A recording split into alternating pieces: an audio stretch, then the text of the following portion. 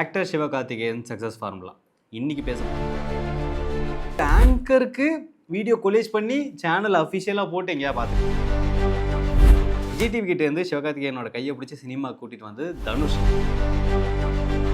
அவரோட படம் ஒன்றுக்கு காமெடியானா சிவகார்த்திகேயன் எதிர்பார்க்கும்பொழுது சிவகார்த்திகேயனால் பண்ண முடியாமல் பராசக்தி அண்ட் மதராசி இந்த ரெண்டு ஷூட்டுமே பேரலாக தான் போயிட்டு ஆக்டர் சிவகார்த்திகேயன் சக்ஸஸ் ஃபார்முலா இன்றைக்கி பேச போகிற வீடியோட டாபிக் இது. நான் உங்கள் எழில் டிஎன் பிரைம் சேனலை சப்ஸ்கிரைப் பண்ணிக்கோங்க. ஸோ 2006 கலக்கப்போது யார் அப்படின்ற ஒரு ஷோ போயிட்டு இருந்துச்சு. அதில் சீசன் 2 ஒரு கண்டஸ்டண்ட்டாக வந்தார். ரொம்ப ஃபினாமினல் பர்ஃபார்மன்ஸை கொடுத்தாரு. அதில் ரொம்ப தனியாக தெரிஞ்சார் அவர். ஈவன் மணிகண்டன் அந்த கலக்கப்போது யாரில் பெர்ஃபார்ம் பண்ணார். அப்புறம் அருண்ராஜா, காமராஜா இந்த மாதிரி வந்து நிறைய டேலண்ட்ஸ் அந்த கலக்கப்போது யார் ஷோலேருந்து வெளியே வந்தாங்க. ஸோ இவர் பண்ண பர்ஃபார்மன்ஸ் ரொம்ப சூப்பராக இருந்ததுக்காகவே இவரை வந்து விஜய் டிவியில் இதுக்கப்புறம் அப்ரூவ் பண்ணுறாங்க. ஜோடி நம்பர் 1 அப்படின்ற ஷோவில் வந்துட்டு இவரை ஹாஸ்ட்டாக போடுறாங்க. ஸோ பாவனா அப்படின்றவங்க கூட சேர்ந்து கோ ஆங்கர் பண்ணுறாரு. ரொம்ப சூப்பராக வந்துட்டு இந்த ஷோ கொண்டு போகிறாரு. ஸோ இன்றைக்கி கூட நீ யூடியூப்பில் போய் பார்த்தா போதும், இவர் வந்துட்டு இந்த ஷோவில் பண்ண அந்த அந்த ஒர்க்ஸ் அந்த சேட்டெல்லாம் இருக்குல்ல, அதை கொலேஜ் பண்ணி எடிட் பண்ணி போட்டிருப்பாங்க. ஸோ அப்படிலாம் ஒரு ஆங்கருக்கு வீடியோ கொலேஜ் பண்ணி சேனல் அஃபிஷியலாக போட்டு எங்கேயா பார்த்துருக்கீங்களா? அதெல்லாம் நடந்துச்சு சிவகார்த்திகேயனுக்கு. அதுக்கப்புறம் சூப்பர் சிங்கர் ஹாஸ்ட் பண்ணார். ஜோடி நம்பர் 1 ஒரு கண்டஸ்டாகவும் வந்தார். இந்த மாதிரி விஜய் டிவியோட சப்போர்ட் இவருக்கு ரொம்ப ரொம்ப ரொம்ப பெருசாக இருந்துச்சு. அந்த டைமில் மேபி இப்பயும் கூட இருக்கலாம், விஜய் டிவி வந்துட்டு ஒருத்தவங்களை வளர்த்து விடணும்னு நினச்சா ரொம்ப ஸ்ட்ராங்காக டெவலப் பண்ணி கொண்டு வந்து வளர்த்து விட்டு ஒரு லெவல் கூட்டு வந்து விட்டுருவாங்க. ஸோ இந்த மாதிரி ஒரு கரியர் போயிட்டு இருக்கும்போது பாண்டியராஜ் அவரோட கண்ணில் வந்துட்டு இவர் படுறாரு. அவர் மெரினா அப்படின்ற ஒரு படம் பண்ணுறாரு. அதில் சிவகார்த்திகேயனுக்கு ஒரு ரோல் கொடுக்குறாரு. அவர் பண்ண அந்த கேரக்டர் ஆடியன்ஸ் மத்தியில் பெரிய ரிசப்ஷன் வாங்கலை அப்படின்னாலுமே அவரை ஒரு ஹீரோவை ஏற்றுக்கிறதுக்கு அந்த படம் ஹெல்ப்ஃபுல்லாக இருந்துச்சு. சரி, நம்ம காமெடியை வந்துட்டு மெயின் ட்ராக்காக கொண்டு போகலாம் போல இருக்குது, நம்மள ஒரு பக்கத்து வீட்டு பையன் வந்து கூட உட்காந்து ஜாலியாக பேசி சிரிக்க வைக்கிறான் அப்படின்ற மாதிரி பார்க்குறாங்க போல இருக்குது அப்படின்றத புரிஞ்சுக்கிறார் சிவகார்த்திகேயன். அதுக்கப்புறம் மனங்குத்தி பறவை அப்படின்ற ஒரு படம் நடிக்கிறாரு. அதில் வந்து சிவகார்த்திகேயனை சுற்றி நிறைய காமெடி ஆக்டர்ஸ் இருந்தாலுமே சிவகார்த்திகேயனோட காமெடி ரொம்ப பிரதானமாக எழுதப்பட்டு ஹியூமருக்காக அந்த படம் ஹிட் ஆச்சு. அது கூட எமோஷனையும் ஒர்க் அவுட் பண்ணுறாரு. இங்கேருந்து அவரோட சக்ஸஸ் ஃபார்முலா ஆரம்பிக்குது. ஓகே, நம்ம வந்து காமெடி ஆக்டராக மட்டும் போகக்கூடாது அப்படின்றதுல ரொம்ப தெளிவாக இருக்கார். நமக்கு என்ன வரும், ஆடியன்ஸ் நம்மளை எப்படி அப்ரூவ் பண்ணுறாங்க, இந்த டைப் ஆஃப் ஸ்கிரிப்ட் தான் நம்ம சூஸ் பண்ணணுமா, இல்லை இந்த ஸ்கிரிப்டுக்கு அப்புறம் எந்த ஸ்கிரிப்ட் நம்ம பண்ணணும், இதுக்கப்புறம் ஒரு 4-5 ஸ்கிரிப்ட் எந்த மாதிரி இருக்கணும், ஒருவேளை அது ஒர்க் அவுட் ஆகாமல் போயிடுச்சுன்னா நம்ம எந்த மாதிரி மாற்றணும் நம்மளோட அந்த பேத்தை அப்படின்றதெல்லாம் முடிவு பண்ணுறது இருக்குல்ல, அதுதான் வந்துட்டு ஒரு ஹீரோக்கு ரொம்ப முக்கியம் நான் நினைக்கிறேன். அந்த வகையில் சிவகார்த்திகேயன் ரொம்ப ரொம்ப ரொம்ப ஸ்பெஷல். பிகாஸ் ஏன்னா கேடிபில்லா கிளாடிறாங்க, நல்ல ஹிட். இதுக்கு நடுவில் 3 அப்படின்ற ஒரு படத்தில் தனுஷ் கூட காமெடியனாக பண்ணுறாரு. அந்த படத்தில் முழுநீள காமெடியனாக பண்ணியிருந்தார். விஜய் டிவி கிட்டே இருந்து சிவகார்த்திகேயனோட கையை பிடிச்சி சினிமா கூட்டிகிட்டு வந்து தனுஷ் அப்படின்னு சொன்னால் அது யாராலையும் மறுக்க முடியாது. 3 படத்தில் தனுஷ் கூட சேர்ந்து காமெடியனாக நடிச்சிருந்தார். கிட்டத்தட்ட செகண்ட் ஹீரோன்னு சொல்லலாம். ரொம்ப சூப்பராக நெயில் பண்ணியிருப்பார் அந்த கேரக்டரை. ஆடியன்ஸ்லாம் செம்மையாக என்ஜாய் பண்ணோம். ரீரிலீஸில் கூட அந்த படத்தை 2K கிட்ஸ் செம்மையாக என்ஜாய் பண்ணாங்க. ஸோ எதிர்நீச்சல் அப்படின்ற ஒரு படம் பண்ணுறாரு. அந்த படமும் சோலோ ஹிட்டு தான். அது தனுஷோட ப்ரொடக்ஷனில் வருது. கிட்டத்தட்ட தனுஷ் பயங்கரமாக பேம்பர் பண்ணி கூப்பிட்டு வரார் சிவகார்த்திகேயன் அப்படின்றது ரொம்ப எவிடென்ட்டாக தெரியுது. அந்த படத்தில் நயன்தாரா கேமியோ பண்ணியிருப்பாங்க. தனுஷும் ஒரு சாங் ஆடி இருப்பார். அந்த படம் ரொம்ப ரொம்ப ஹோல்சமாக பேக்டாக இருந்திருக்கும். இதுக்கப்புறம் தனுஷ் அவரோட படம் ஒன்றுக்கு காமெடியானா சிவகார்த்திகேயன் எதிர்பார்க்கும்பொழுது சிவகார்த்திகேயனால் பண்ண முடியாமல் போகுது. இதனால் இவங்க 2 பேருக்குள்ள நிறைய பிரச்சனை வந்துச்சு. ஸோ டேக்கிங் சிவகார்த்திகேயன்ஸ் கரியர் அதுக்கப்புறம் ஒரு பயங்கர ஹை எடுக்குது. மான் காரத்தை அப்படின்ற ஒரு படம் பண்ணுறாரு. அதில் full and full comedy movie தான். பட் நேக்கா வந்து ஒரு ஸ்டன் சீக்வன்ஸை உள்ளே வைக்கிறாங்க அந்த படத்தில். லாஸ்ட்டில் வந்துட்டு ஒரு ஆக்ஷன் ஹீரோவாக மாறுறாரு அந்த படத்தில். ஹீரோயின்காக வந்துட்டு பயங்கரமாக வெறியை அடிக்கிறது. பட் என்னால் இன்னும் நல்லா ஞாபகப்படுத்தி பார்க்க முடியுது. உதயம் தேட்டரில் உட்காந்து அந்த படத்தை பார்க்கும்போது உனக்கு ஏன்டா அந்த வேலை அப்படின்ற மாதிரி கேட்ட ஃபேன்ஸ் நிறைய பேர் இருந்தாங்க. இன்ஃபேக்ட் சொல்லப்போனால் அந்த டைமில் காக்கிச்சடை அப்போ ரிலீஸ் ஆன ஒரு தனுஷ் படத்தை விட அதிக கலெக்ஷன் எடுத்துச்சு அப்படின்னு சொன்னாங்க. அந்த படம் என்ன தெரிஞ்சாலும் கமெண்ட்டில் சொல்லுங்கள் நீங்கள்.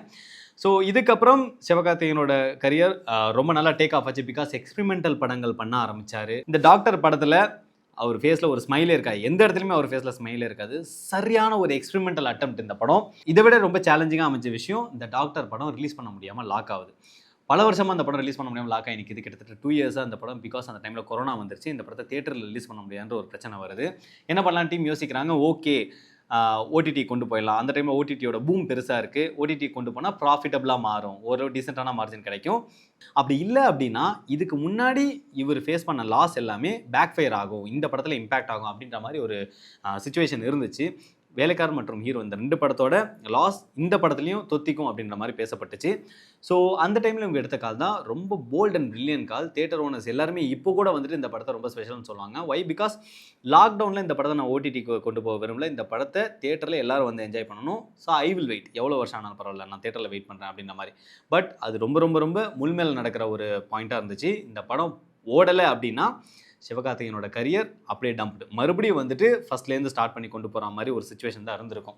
பட் ஸ்டில் இவங்க வெயிட் பண்ணதுக்கான பலன் டாக்டர் தியேட்டரில் பயங்கரமான ஹிட்டாக இருந்துச்சு. ஈவன் சிவகார்த்திகேயனோட 100 crore மூவியாக அந்த படம் அமைஞ்சது அவரோட ப்ரொடக்ஷனில். ஸோ பயங்கர ப்ராஃபிட்டபுளாக இந்த படம் மாறினதுக்கப்புறம் தொட்டதெல்லாம் தொடங்குற மாதிரி மிடாஸ் டச் தான் டான்ற அடுத்த படம். இந்த டாக்டரோட த்ரெஷோல்ட்லேயே அந்த படம் ஓடிச்சு, டாக்டரோட இம்பாக்ட்லேயே அந்த படம் ஓடிச்சு அப்படின்னு சொன்னால் கண்டிப்பாக தான் உண்மை. அதுக்கப்புறம் பிரின்ஸ் படத்தோட லாஸ் பெரிய லாஸ் மாதிரி தெரியல. பிகாஸ் அதுக்கப்புறம் ஒரு ரிடம்ஷன் இருந்துச்சு சிவகார்த்திகேயனுக்கு. அவர் மாவீரன் பண்ணார், எக்ஸ்பெரிமெண்டல் ஆக்ஷன் ஃபிலிம் பண்ண ஆரம்பித்தார். மாவீரன் ஒரு ஃபேண்டசி ஆக்ஷன் ஃபிலிம் கொடுக்குறேன் அப்படின்ற மாதிரி ஒரு அட்டெம்ப்ட் அதை ட்ரை பண்ணார். அது நல்லாவே ஒர்க் ஆச்சு. லைக் ப்ராஃபிட்டபுளாக எந்தளவு போச்சுன்றதை தாண்டி கிரிட்டிக்ஸ் மத்தியில் சிவகார்த்திகேயனுக்கு ஒரு நல்ல பேர் வாங்கி கொடுத்துச்சு அந்த படம். ஓகே, சேலஞ்சிங்கான விஷயங்கள்லாம் ட்ரை பண்ணுறாரு, அவரோட ஜோனை விட்டு வெளியே வந்து வித்தியாசமான விஷயங்கள்லாம் ட்ரை பண்ணுறாரு அப்படின்னு மனோன் அஸ்வின் டைரக்ஷனில் அந்த படம் ரொம்ப பேர் வாங்கி கொடுத்துச்சு அவருக்கு. ஸோ லாஸ்ட்டாக அவர் ரீசெண்டாக ஒரு படம் நம்ம பார்த்தது அமரன். 300 crores மேலே கலெக்ஷன் இந்த படம் அப்படின்னு சொல்லப்படுது. ஸோ பட்ஜெட்டாக அந்த படம் ரொம்ப பெருசு. ஆக்சுவலாக என்ன பிளான் பண்ணாங்களோ அதை தாண்டி இந்த படம் ராஜ்கமல் ஃபிலிம்ஸ் கீழே பண்ணாங்க. பட் ஸ்டில் இந்த படத்தோட கலெக்ஷன், அந்த படத்தோட டாக்ஸ் வேறு லெவலில் இருந்துச்சு. அக்ராஸ் இந்தியா அந்த படத்தை பற்றி நிறைய பேர் பேசினாங்க. ஸோ PS மித்ரன் எடுத்த சிவகார்த்திகேயனோட ஹீரோ படத்துக்கு அவர் பெருசாக மெனக்கெடலை அப்படின்ற ஒரு கான்ட்ரவர்சி வந்துச்சு. பட் அமரன் படத்துக்காக ஒர்க் அவுட் பண்ணார், லாக்டவுனை யூஸ் பண்ணிக்கிட்டாரு. பயங்கரமான ஒரு டிரான்ஸ்ஃபர்மேஷன், அவரோட ஃபிசிக்ஸ் ஸ்டைலுக்கு அவர் டிரான்ஸ்ஃபர்மேஷன் கொண்டு வரதுக்கு ரொம்ப கஷ்டப்பட்டார், ரொம்ப டைம் எடுத்தார். அமரன் படத்தில் ரொம்ப சூப்பரான ஒரு சிவகார்த்திகேயன் நம்மளால் பார்க்க முடிஞ்சது. இதுக்கு நடுவில் சீமராஜன் ஒரு படம் வந்துச்சு, அதை பற்றி லைக் நம்ம தனியாக பேசணும் அவசியம் இல்லை. ஏன்னா அந்த டைமில் வந்துட்டு ரஜினி முருகன் அண்ட் வருத்தப்பட வாலிப சங்கம் இந்த 2 படமும் பொன்ராம் கூட சேர்ந்து பயங்கர ஹிட் கொடுத்துருந்தாரு. பட் இந்த சீமராஜா வந்துட்டு ஒரு ஃபோர்சிபிளாக பண்ணப்பட்ட ஒரு பெரிய பட்ஜெட் மூவி. ஒரு பெரிய ஸ்கேல் கிடைக்கும் போது அதை ஹேண்டில் பண்ண முடியாத ஒரு டேரக்டர் வேறு மாதிரி பண்ணிட்டார் அப்படின்றது மாதிரி கூட எடுத்துக்கலாம் அந்த படத்தை. அப்படி தான் அந்த படம் போய் முடிஞ்சுது. இது எல்லாத்தையும் மீண்டு வந்து தான் இந்த கமர்ஷியல் ஹிட்ஸ்லாம் கொடுத்துருந்தாரு. ஸோ அமரன் அவருக்கு ஒரு பெரிய மைல் ஸ்டோனாக அமைஞ்சிருக்கு. ஸோ இந்த மாதிரி மேஜிக்கலான ஒரு க்ரோத், ஒரு ப்ரைம் பீரியடை பார்த்துட்டு இருக்கார் சிவகார்த்திகேயன். பெரிய பட்ஜெட்டில் வந்துகிட்டு இருக்கு பராசக்தி அப்படின்ற படம்.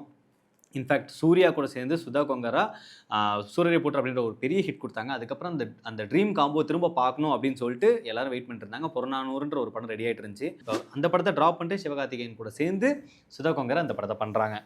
அந்த கதை இல்லை, இது வேற கதை அப்படின்றத சொன்னாங்க. பட் ஸ்டில் சூர்யாவோட ஸ்பாட்டில் லைக் அதுக்கப்புறம் நான் சிவகார்த்திகேயன் வச்சு படம் பண்ணுறேன் அப்படின்னு நம்ம சுதா கொங்கரா சூஸ் பண்ணுறாங்க அப்படின்னா திஸ் ஷோஸ் எஸ்கேஸ் க்ரோத் அப்படின்ற மாதிரி நம்ம சொல்லலாம்.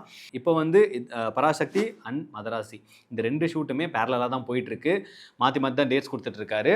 2 ரிலீஸ் டேட்ஸும் கிட்டத்தட்ட சொல்லிட்டாங்க. நம்ம வெயிட் பண்ணி பார்க்கணும். இந்த ப்ரைம் டைமில் சிவகார்த்திகேயன் கண்டிப்பாக ஃப்ளாப் கொடுக்கறதுக்கான சான்சஸ் ரொம்ப கம்மி. அவர்கிட்ட பெரிய டேரக்டர்ஸ் தான் வந்துட்டு இருக்காங்க. இன்ஃபேக்ட் ரெட்ரோக்கு அப்புறம் கார்த்திக் சுப்ராஜ்கிட்ட ஒரு கதை கேட்டிருக்கதாகவும் சொல்லப்படுது. இவங்க எல்லாமே ஆக்டர்ஸாக மேன்லியாக காட்டக்கூடிய ரொம்ப சூப்பரான ஃபிலிம் மேக்கர்ஸ். சிவகார்த்திகேயன் நெக்ஸ்ட் லீகுக்கு போயிட்டார் அப்படின்றது ரொம்ப எவிடென்ட்டாக தெரியுது. ஸோ வேறு மாதிரியான சிவகார்த்திகேயனை இன்னும் கொஞ்சம் நாளில் பார்ப்போம். பராசக்திக்கு வெயிட் பண்ணி எப்படி இருக்குது அப்படின்றத பார்ப்போம். நம்ம ரிவ்யூவும் பண்ணுவோம். சேனலை மறக்காமல் சப்ஸ்கிரைப் பண்ணிக்கோங்க. இந்த வீடியோ உங்க முடியுது. நான் உங்கள் எழில் அடுத்த வீடியோவில் உங்களை வந்து பார்க்குறேன். பாய்.